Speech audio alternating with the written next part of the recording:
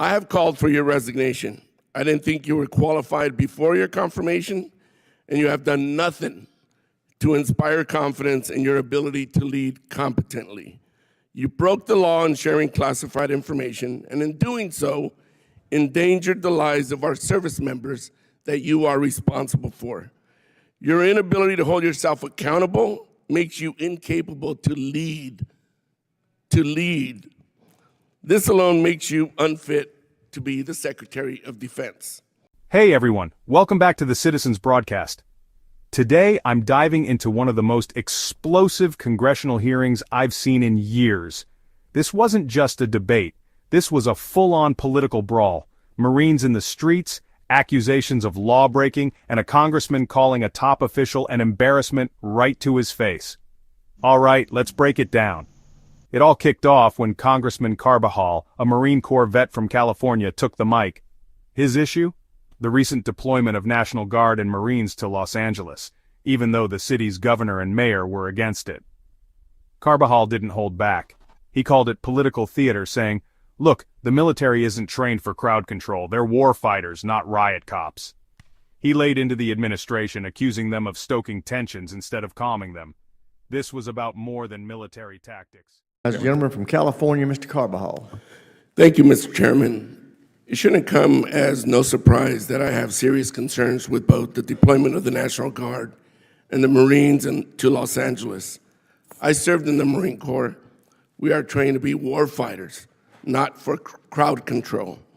Everyone here should be alarmed that the President has sent armed forces into a city against the wishes of a governor and mayor.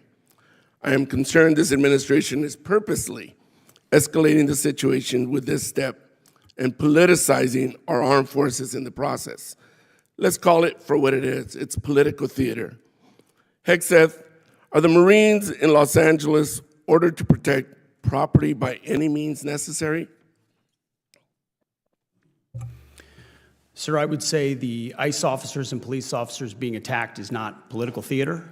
The National Guard and Marines, just yes or no. Just yes or no. The National Guard and Marines have the full authority to protect federal ICE agents. Yes or no. Can you just say yes or no? This isn't Fox anymore. Just yes or no. They're there to protect federal agents and federal. Another BS answer. Under the SRUF, the use of force, are Marines allowed to fire warning shots? No. Now that's more like it. Isn't that easy? Well, I'm going to beat this drum because you refuse to take responsibility.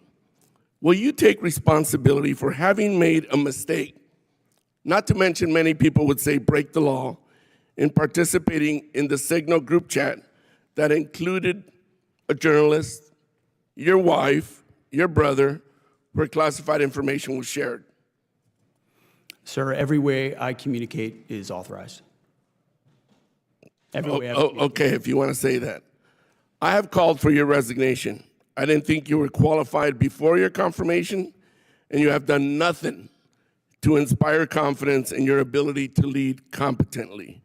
You broke the law in sharing classified information, and in doing so, endangered the lives of our service members that you are responsible for. Your inability to hold yourself accountable makes you incapable to lead. This alone makes you unfit to be the Secretary of Defense. Secretary, do you think the United States should continue supporting Ukraine in its fight against Russia, a nation that is hostile towards the United States? Well, as you know, sir, President Trump is committed to peace. No, I just want yes or no answers. Today, the United States has spent billions of dollars. Yes or no? Yes or no? Over years. Just yes or no. Can I get a yes or no out of you? We continue to send. Come on. Presidential drawdown. It's that easy. Kindergartners could give me a yes or no. Yes or no. Yes, we support peace in Ukraine. Come on. Is this really leadership? You're an embarrassment to the United States. If Russia invades NATO allies, are you going to recommend to the president that we fulfill our Article 5 obligations?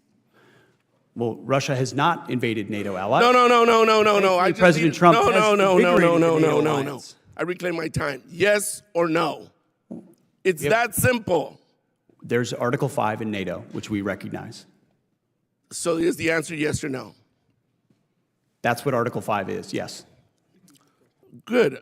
I'm glad you brought yourself to saying yes.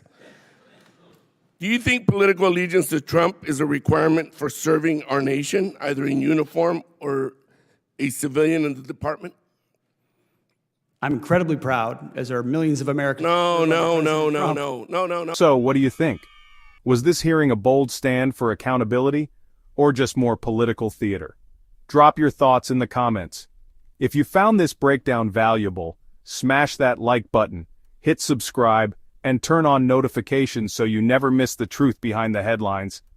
Thanks for watching the Citizens broadcast. Stay informed, stay bold, and I'll see you in the next video.